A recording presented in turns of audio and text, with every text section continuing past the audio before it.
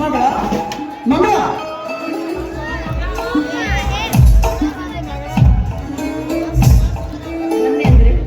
ಸ್ವಾಮಿ, ಇದೇನು ಕೈಯಲ್ಲಿ ಚೀಲ?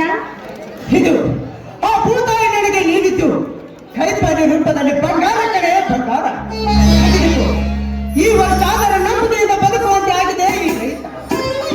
ಹೌದು, ಹಾಗಾದ್ರೆ ನಾವು ಹಾಕಿದ ಕಾಯಿಪಲ್ಲೆಗೆಲ್ಲ ಈ ಸಾರು ಚೆನ್ನಾಗಿ ರೇಟ್ ಬಂದಿದೆ ಅಲ್ರಿ?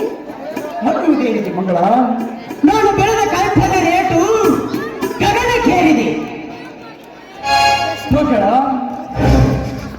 ಯಾಕಂದರೆ ಈ ನಾನು ಕಾಯಿಪಲ್ಯವನ್ನು ಹಚ್ಚಿದ್ದು ಒಂದೇ ದಿವಸಕ್ಕೆ 8,000 ರೂಪಾಯಿ, ಅಂದರೆ ಒಂದು ತಿಂಗಳಲ್ಲಿ ನಾನು ಸಾಹುಕಾರನಾಗಿ ಬಿಡುವೆ. ಸ್ವಾಮಿ, ಯಾಕೆ ಯಾಕೆ ಮಗಳ ಈ ನಿನ್ನ ಕಣ್ಣಲ್ಲಿ ನೀರು? ಯಾಕೆ ಕಷ್ಟವನ್ನ ಮೂಗಿಲಿ ಕಟ್ಕೊಂಡು ಹಗಲು ರಾತ್ರಿ ಹಿಂದೆ ಹೊಲದಲ್ಲಿ ನೀರು ಮಾತ್ರ ಈ ನಿಮ್ಮ ಜೀವನ. ಈಗಲೇ ಆದ್ರೂ ಕಷ್ಟದ ಜೀವನ ಅಲ್ವೇ? ಮುಚ್ಚಿ, ಈ ರೈತ ಹುಟ್ಟಿದ್ದು ಕಷ್ಟ ಎಂಬ ನೋವನ್ನು ಹೆಗಲ ಕೊಟ್ಟು, ಸುಖವೆಂಬ ಉಡಿಯನ್ನು ಕಟ್ಟಿ, ಸಂತೋಷವನ್ನು ಉತ್ತಿ ಬಿತ್ತಿ ಬೆಳೆಯುವುದಕ್ಕೆ ಎಲ್ಲಿ ಸ್ವಲ್ಪ ನಗು ಕಡೆ ಏನು, ನಿಮ್ಮನ್ನು ಪಡೆದ ನಾನು ನಿಜವಾಗ್ಲೂ ಪುಣ್ಯವಂತರಿ. ನಿಮ್ಮಂತಹ ಮುಗ್ಧ ಜೀವಿನ ನನ್ನ ಬಾಳಿಗೆ ಶಕ್ತಿಯನ್ನ ಕೊಟ್ಟ ಆ ದೇವಿಗೆ ನಾನೆಷ್ಟು ಪುಣ್ಯದಿಂದ ಹೇಳಿದ್ರು ಕಡಿಮೆ.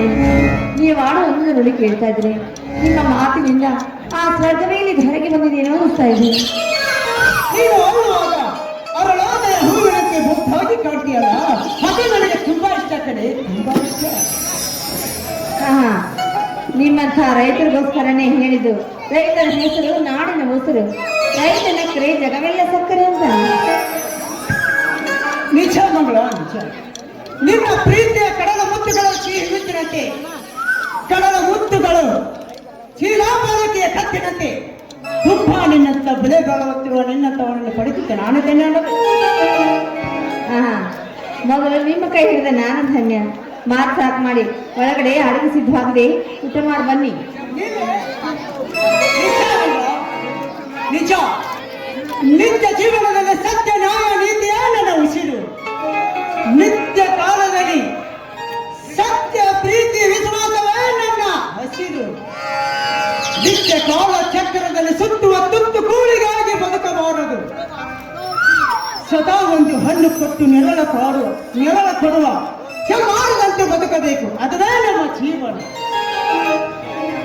ಹಾ, ಚೆನ್ನಾಗಿದೆ ನಿಮ್ಮ ಮಾತು. ಕೇಳ್ತಾ ಇದ್ರೆ ಕೇಳ್ತಾ ಹಾಗೇ ನಿಂತ್ಬಿಡೋಣ ಅನ್ಸುತ್ತೆ. ಬನ್ರಿ, ಮುಖ ತೊಳ್ಕೊಂಡು ಊಟ ಮಾಡಿ ಬನ್ನಿ. ಇಲ್ಲೇ ನನ್ನ ಚಿನ್ನ, ಈ ಸಂತೋಷದ ಸಮಯದಲ್ಲಿ ಸಿಹಿ ಮುತ್ತಿನ ಮಾತುಗಳನ್ನು ನುಡಿದು ಕೋಗಿಲೆ ಅಂತ ಹಾಡಿ ಕುಣಿಬಾರದೇ ಈ ನಿನ್ನ ರಾಜನೊಂದಿಗೆ? ಆಗಲಿ ರಾಜ.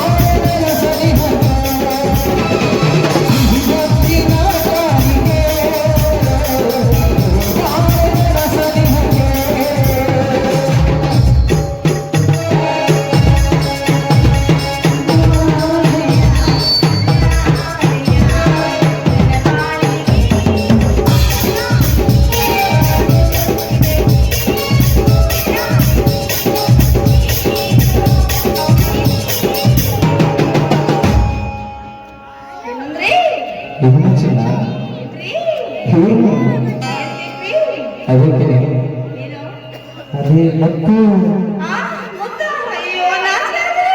ಸಿಹಿಮುತ್ತಿನ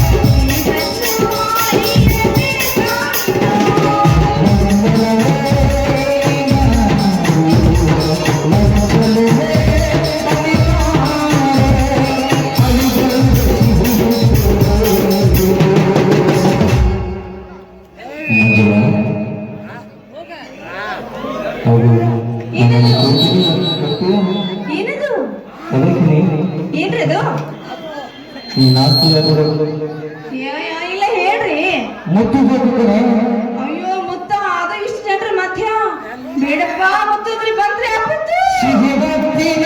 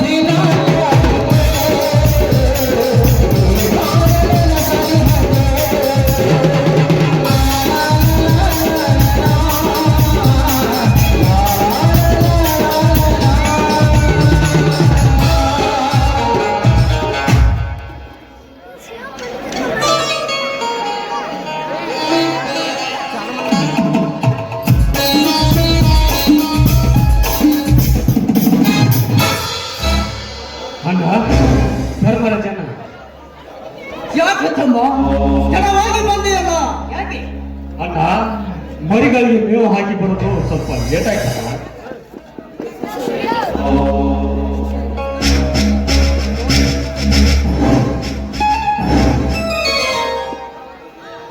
ಅಣ್ಣ ದಿನಾಲು ಈತ ಹೇಳುವುದೆಲ್ಲ ಬರೀ ಸುಳ್ಳು. ಶಶಿ ಅಂದರೇನಪ್ಪ ನೀನು ಆಡುವ ಮಾತು ಅಣ್ಣ ಇವನು ಏನು ಮಾಡಿದಾನಂತೆ ಗೊತ್ತಾ ನಿನಗೆ?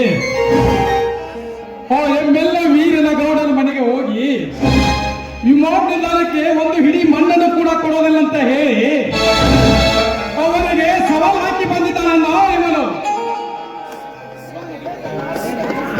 ಅಣ್ಣ ಇವನಿಗೆ ಏಕೆ ಬೇಕಲ್ಲ ರೈತರ ಸೇವಾ ಹೋರಾಟ. ಅದು ರೈತರ ಹೋರಾಟವಲ್ಲ, ನಮ್ಮಂತ ದನ ಕುರಿ ಮೇಯಿಸಿರೋ ಜನರ ಹೋರಾಟ.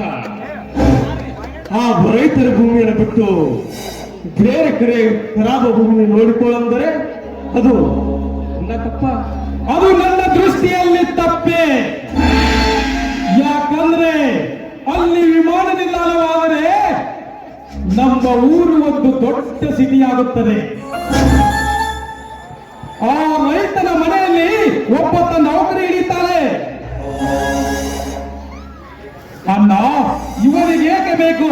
ನೀನು ಸರಿಯಾಗಿ ಇವನಿಗೆ ತಿದ್ದಿ ಬುದ್ಧಿ ಹೇಳು. ಆ ಗೌಡ ತಂಟೆಗೆ ಹೋಗಬೇಡಂದ. ಕುರಿ ಬೀಳಿಸೋ ಗೋಮಾಳ ಹೋದ್ರೆ ನಾವೆಲ್ಲಿ ಕುರಿ ಬೀಳಿಸ್ಬೇಕು? ಅಣ್ಣ ಅಣ್ಣ, ಇವನ ಮಾತು ಮಿತಿ ಮೀರಿ ಹಾಕಿತ್ತು. ಅವನ್ನು ಕೇಳುತ್ತಾ ನೀನು ಸುಮ್ಮನೆ ನಿಂತಿರುವೆ. ಇವನಿಗೆ ಸರಿಯಾಗಿ ಬುದ್ಧಿ ಹೇಳು. ಆ ಗೌಡನ ತಂಟೆಗೆ ಹೋಗಬೇಡಂದ.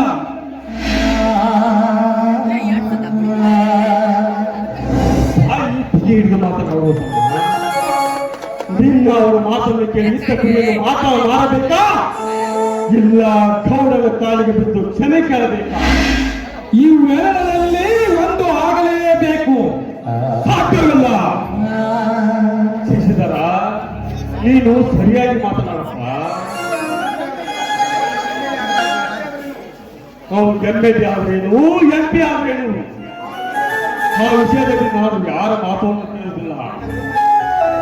ನನ್ನ ತಮ್ಮ ಶಾಲೆಕ್ಕಿಂತ ಒಳ್ಳೆ ಸಾಯಿಗಳಾಗುತ್ತ ಶಾಲೆ ಕಲಿತರೆ ನನಗೆ ಬುದ್ಧಿರಲು ಬಂದಿರುವುದು. ನೀನಲ್ಲದೆ ಇದೇ ಮಾತನ್ನು ಬೇರೆ ಯಾವನೇ ಆಡಿದ್ದೇ ಆದರೆ ಆ ವೀರ ಸಿಂಧೂರು ಲಕ್ಷ್ಮಣ ತಲೆ ಕಡಿದ ಹಾಗೆ ಒಬ್ಬೊಬ್ಬರು ನೊಂದ ಕಡಿದು ಬಿಡ್ತಿದೆ. ಮಾತನಾಡು ವೀರಣ್ಣ. ಈ ಧರ್ಮನ ಮುಂದೆ ಈ ನಿನ್ನ ಮಾತೆ. ನೀನು ಸುಮ್ಮನೆ ಇಲ್ಲಪ್ಪ, ನಾನು ಎಲ್ಲ ಅವನಿಗೆ ತಿಳಿಸಿ ಹೇಳುತ್ತೇನೆ. ನೀನೀಗ ಸುಮ್ಮನೆ ಒಳಗೆ ನಡಿ. ಮಂಗಳ ಕರೆದುಕೊಂಡು ನಡೆಯುವ ನಾನು ಒಳಗೆ. ಯಾಕಣ್ಣ, ನೀನು ಕೂಡ ಪೌರನಿಗೆ ಹೆದರಿಕೆ ನನ್ನನ್ನು ಹೇಳಿ ಆಗುತ್ತೀಯ? ಇಲ್ಲ ಈ ರೈತರಿಗೆ ಅವನನ್ನು ತಿಳಿದಾಗುತ್ತೀಯ? ಇದು ನನ್ನ ಆಜ್ಞೆ. ಸುಮ್ಮನೆ ಒಳಗೆ ನಡಿ ಅಂದ್ರೆ ಅಷ್ಟೇ.